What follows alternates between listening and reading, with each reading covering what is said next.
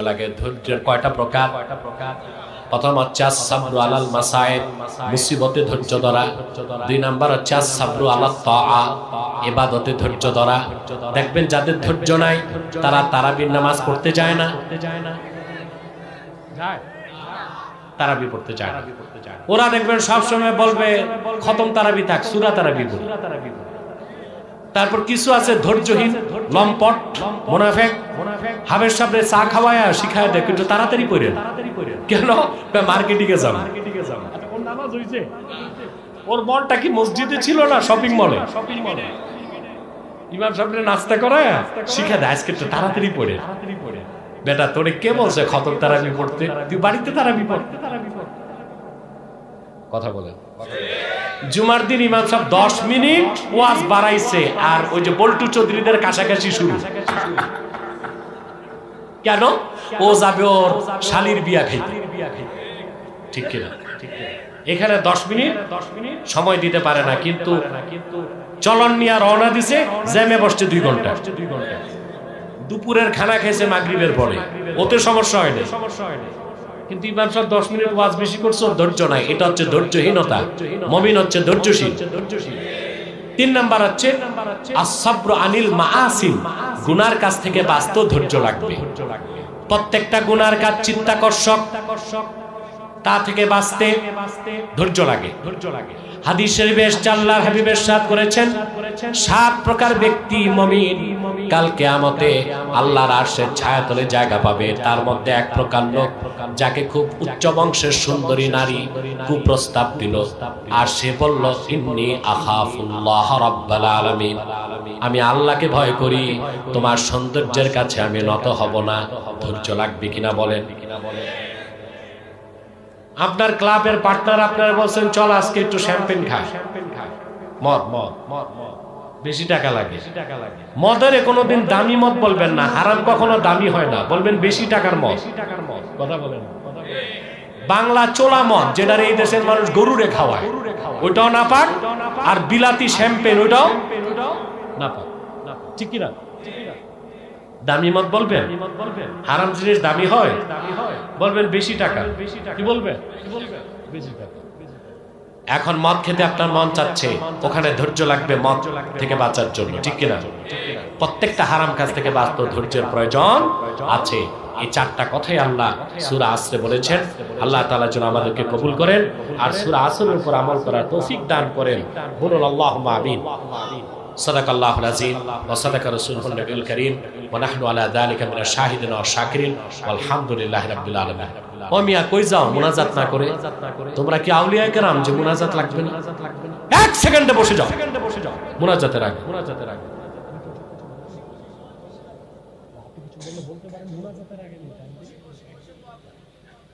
সম্মানিত সুধী, আমি আর আপনাদের কষ্ট দিচ্ছি না। আমি এই প্রাকৃতিক একটা দুরবস্থা চলতেছে এখন বাতাসে, কিন্তু আপনারা দেখলাম প্রচন্ড শীতের বাতাসেও উঠলেন না। এটা চরম ধৈর্যের পরিচয় দিচ্ছে। সত্যিকার অর্থে আজকে আপনারা সবরের পরীক্ষায় উত্তীর্ণ। বিনিময়টা যে অনেক বড় পাবেন সন্দেহ আছে। আল্লাহ আমাদের কবুল মঞ্জুর করুন। বলুন আল্লাহুম্মা আমিন। বিদায় লগ্নে আমি একটা অনুরোধ করব, আপনার এখানে বিভিন্ন দল ও মতের লোক আছেন না? কেউ আওয়ামী লীগ, কেউ বিএনপি, কেউ জাতীয় পার্টি, কেউ জামাত, কেউ কওমি, কেউ আলিয়া, কেউ হেফাজত, কেউ মজলিস, কেউ সাদা টুপি, কেউ কালো টুপি, কেউ লম্বা টুপি, কেউ গোল টুপি। মতভেদ থাক, আমার একটা স্লোগান হৃদয়ে রাখবেন, মাসলাক যার যার, দিন ইসলাম সবার। মনে থাকবে? আমাকে আপনি যদি ফাঁসিতে ঝুলান, আমি কিন্তু আমার মাসলাক ছাড়বো না। আর আপনারে যদি কিয়ামত তক আমি বুঝাই কিতাব দিয়ে, আপনিও কিন্তু আপনার মাসলাক ছাড়বেন না। মাসলাক যার যার, দিন ইসলাম সবার। ঠিক না? আমি আপনাদের কাছে করজোর অনুরোধ করব,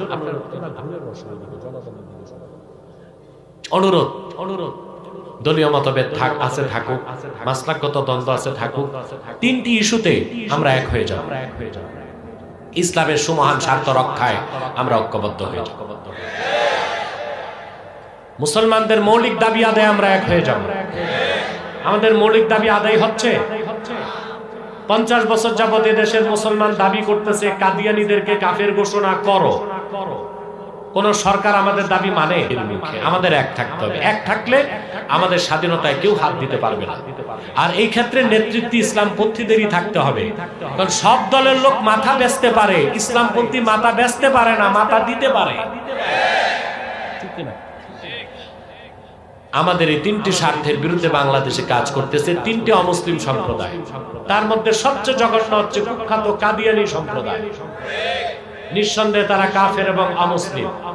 তাদেরকে যারা কাফের বলবে না, তারাও কাফের, কারণ তারা আল্লাহর আখিরি নবী মুহাম্মদ সাল্লাল্লাহু আলাইহি সাল্লামকে আল্লাহ শেষ নবী হিসেবে বিশ্বাস করে না। চিল্লায় বলেন নাউজুবিল্লাহ। এই জন্য তারা কি? তাদেরকে যারা কাফের বলবে না, তারা কি? তারা মানুষকে ধোঁকা দিতে মুসলমানদের মতো দাড়ি রাখে, টুপি লাগায়, নাম রাখে। তাই বলে কি তারা মুসলমান হতে পারবে? আরে ভাই, দাড়ি রাখলে কেউ যদি মুসলমান হতে পারত, তো রবীন্দ্রনাথ ঠাকুরের চেয়ে বড় মুসলমান কে হইত? সে কি মুসলিম ছিল? অমুসলিম। টুপি লাগালে মুসলমান হওয়া যায়? দিল্লি পার্লামেন্টে দেখবেন কংগ্রেসের হিন্দু এমপিরাও লম্বা সাদা টুপি লাগায়। তাই বলে তারা মুসলমান হবে? নাম রাখলে মুসলমান হওয়া যায়? এক শয়তান বোতলে পেশাব করে উপরে লেবেল দিছে শরবত। ওটা কি শরবত হবে? ভিতরে কি? তদ্রুপ কাদিয়ানীরা কাফের। আব্দুল আউয়াল, আব্দুল সামাদ, মুবাশশির আলী, কবির চৌধুরী, শাহরিয়ার কবির আর নিঝুম মজুমদার, এসব নাম রাখার দ্বারা তারা মুসলমান হতে পারে। যেগুলোর কথা বললাম এই সবগুলো কাদিয়ানী। অথবা নাম রাখার দ্বারা মুসলমান হওয়া যায়। আমার ভাইয়েরা, আমার বন্ধুরা, আমার আল্লাহ ও নূর নবীজি আমার মুহাম্মদ সাল্লাল্লাহু আলাইহি সাল্লামের ইসলাম ও কোরআনের হাজার হাজার হাজার বছর পরে বর্তমান ভারতের কুখ্যাত পাঞ্জাবের কুখ্যাত গুরুদাসপুরের কুখ্যাত কাদিয়ানে ইংরেজ আমলে এক শয়তান নিজকে নবী দাবি করছে। চিল্লায় বলেন নাউজুবিল্লাহ।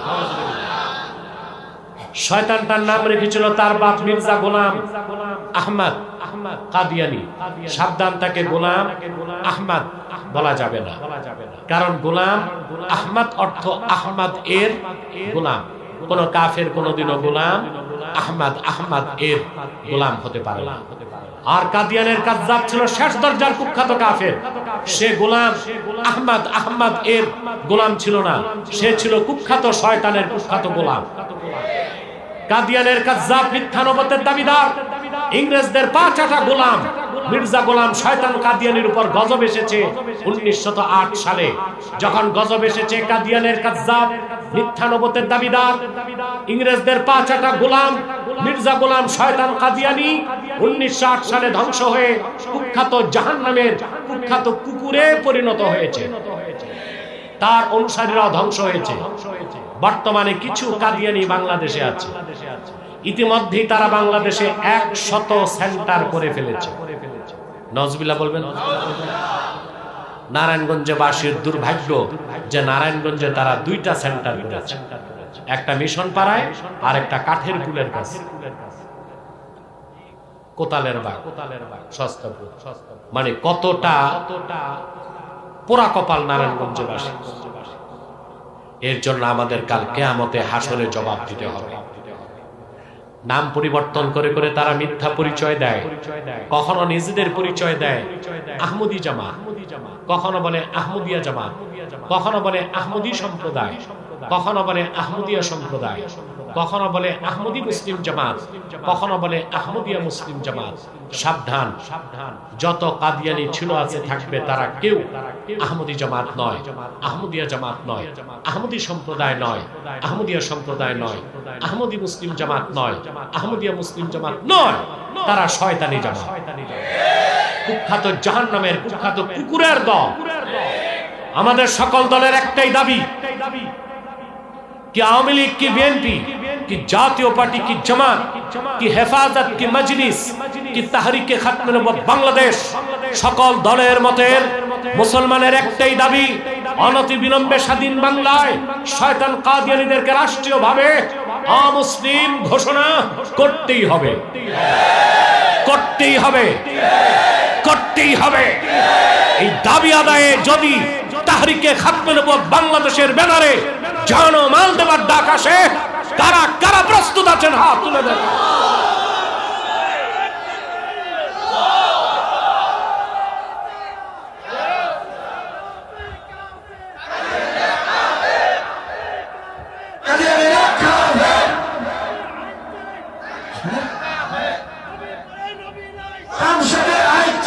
সম্মানিত সুধী, তাদেরকে অর্থনৈতিক সহযোগিতা করবেন না? করবেন? করেন? জি করেন। প্রাণ কোম্পানির যত জিনিস তাদের, সেজান কোম্পানির জুস তাদের, RFL এর পণ্যগুলো তাদের, প্রথম আলো, ডেলি স্টার, কালের কণ্ঠেগুলো তাদের। এগুলো ধরবেন না, কিনবেন না, বেচবেন না। রাজি আছেন? আরেকটি অমুসলিম সম্প্রদায় আমাদের বিরুদ্ধে কাজ করে যাচ্ছে, ওই যে যেটা খাস বাংলায় বলতে হয় তলে তলে। এটা হচ্ছে ঈসাই জামাত। এটার পুরা নাম ঈসাই তরিকাভুক্ত মুসলমান, আদতেই খ্রিস্টান। এরা 1975 সালে বাংলাদেশে ঢুকছে। কত সালে? এই পর্যন্ত 2.5 লক্ষ মুসলিম পরিবার, 2.5 লক্ষ পরিবারকে তারা খ্রিস্টান বানাইছে। তারা মানুষকে খ্রিস্টান বানায়, বলে তোমরাও মুসলমান, তবে ঈসাই মুসলমান। কয় তার মানে? কয় ঈসার উম্মত মুসলমান। ঈসার উম্মত মুসলমান না খ্রিস্টান? তাদের মাস্টার প্ল্যান 2050 সালের আগে 6 কোটি মানুষকে এইভাবে খ্রিস্টান বানাবে। তারপর পার্বত্য চট্টগ্রাম, ভারতের মিজোরাম আর বার্মার আরাকান, অধিক খ্রিস্টান বানাইতেছে তারা মিজোরামে, আরাকানে। আর বাংলাদেশের খারাপ চক্রান্ত তাদের। এই 3টা অঞ্চল আলাদা করে ওরা একটা খ্রিস্টান রাষ্ট্র বানাবে, নামে খ্রিস্টান রাষ্ট্র চালাবে ইহুদিরা। আর আমেরিকা এসে ব্যবসা করবে, এখানে ঘাঁটি গেড়ে ইন্দো প্যাসিফিক অঞ্চলে ব্যবসা করবে। অথবা আপনারা মুসলমান যদি এখনো ঘুমে থাকেন আর এক মুসলমান আর এক মুসলমানের বিরুদ্ধে গালিগালাজে থাকেন, ভাই দেশ হারাইবেন। দেশ হারাইলে কল্লা থাকবে না, কল্লা না থাকলে টুপি লাগাইবেন কই? অতএব খ্রিস্টানদের বিরুদ্ধে এক হইতে হবে। রাজি আছেন? তৃতীয় আরেকটা ফেরকা আপনাদের এই ফতুল্লাহ এলাকাতেও ঢুকছে, হিজবুত তাওহীদ। এটা হিজবুত তাওহীদ না হিজবুত শয়তান। এদের কি ইহুদিরা একটা কাম দিছে, ওদের প্রচারের মূল প্রচারগুলোর একটা প্রচার যে এই দেশের সব আলেম আর পীরেরাই ধর্ম ব্যবসায়ী। এর মাধ্যমে তারা জনগণ থেকে আলেমদের সরাইতে চায়, আলেমদের থেকে জনগণ সরাইতে চায়। মনে রাখবেন যে বকরির পালের রাখাল নাই, ওই বকরি যায় বাঘের পেটে। আর যেই জনগণের নেতৃত্বে আলেম আর পীর মাশায়েখ নাই, ওই জনগণ যায় বিজাতির খপ্পরে। অতএব হিজবুত তাওহীদ এরা আসলে হিজবুত শয়তান, তাদের ব্যাপারে সতর্ক থাকবেন। আল্লাহ আমাদেরকে কবুল করুক, মঞ্জুর করুক, বলুন আল্লাহুম্মা আমিন।